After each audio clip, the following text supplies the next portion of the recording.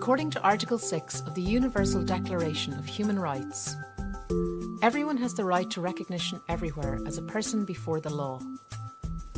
However, 1.2 billion people in the world live without documented proof of their existence. That means they're excluded from modern society and the everyday activities that we take for granted. ID 2020 believes that the future can be different. This public-private partnership is dedicated to solving the challenges related to identity. What if your identity was always in your hands? An identity you can trust, that others can trust. What if this digital identity was always at your fingertips, and people could verify your identity in a few simple steps? What if you were in control of your data and how it's shared with others? What if this personal, portable identity helped you to learn, work, and live? What if showing who you are was as easy as saying, I am? I am Yusuf. Across the globe, the pieces are coming together to make this happen. Accenture, Microsoft, and Avanade have teamed up to create the prototype you've seen in action. It's a first step towards a digital identity solution for all. To achieve this, we need motivated, passionate people and organizations to join us. So we invite you to come together, collaborate, and realize the vision of ID 2020. You are approaching the security checkpoint. Please have your identification. Are you ready for Real ID? Starting October 2020, you'll need a federal-compliant Real ID driver's license or ID card to board a domestic flight. You can also use a TSA-approved document, like a passport.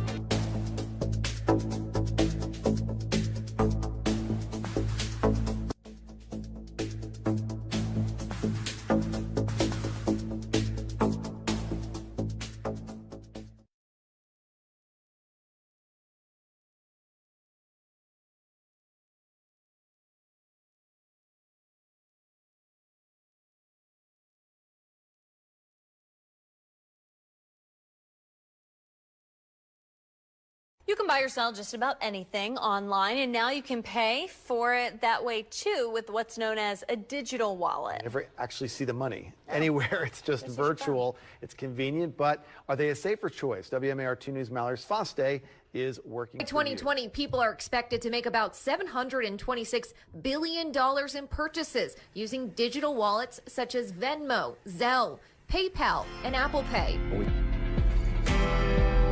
In 2020, the consumers will pay, I think, as seamless as possible.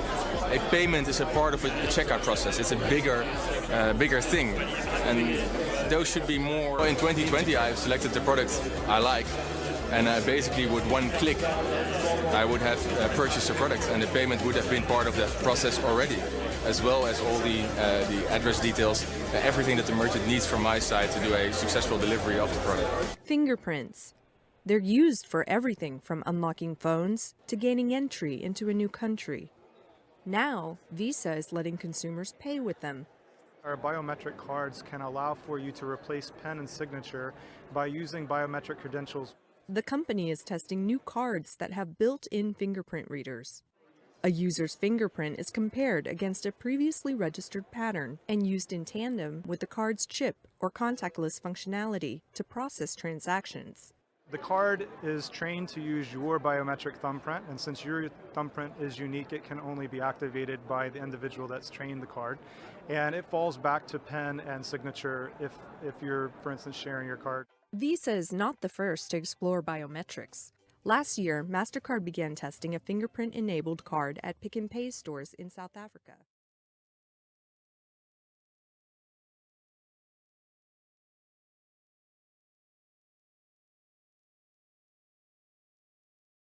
All right, in the meantime, economists right now are looking at the economy and saying that this can't go on very long. That is, this recovery that seems to know no bounds. By 2020, the view of these economists is that it ends. That will be the year of a recession, and if so, it would represent the longest stretch we've seen in the post-war environment without a slump or a recession or two back-to-back quarters. I think we're going to look back on 2008 and 2009 and say we saw the problems, we started to act on them, and we certainly did in 2009 and 2010, and then people became complacent again. And I feel we're sleepwalking into the next crisis. I feel that this is a leaderless world, and I think when the next crisis comes, and there will be a future crisis, we'll find that we neither have the fiscal and monetary room for maneuver that we had in 2008-9, or the willingness to take that action, but perhaps most worrying of all, we will not have the international cooperation that was necessary to get us out of this worldwide crisis.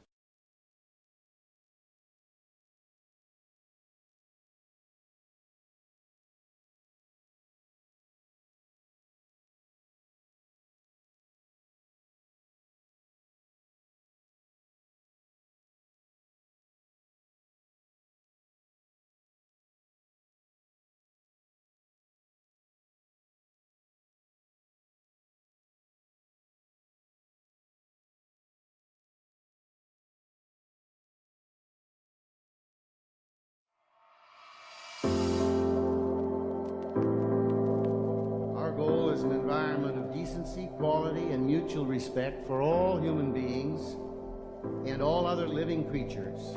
We are systematically destroying our land, our streams, and our seas. That's what we have to challenge.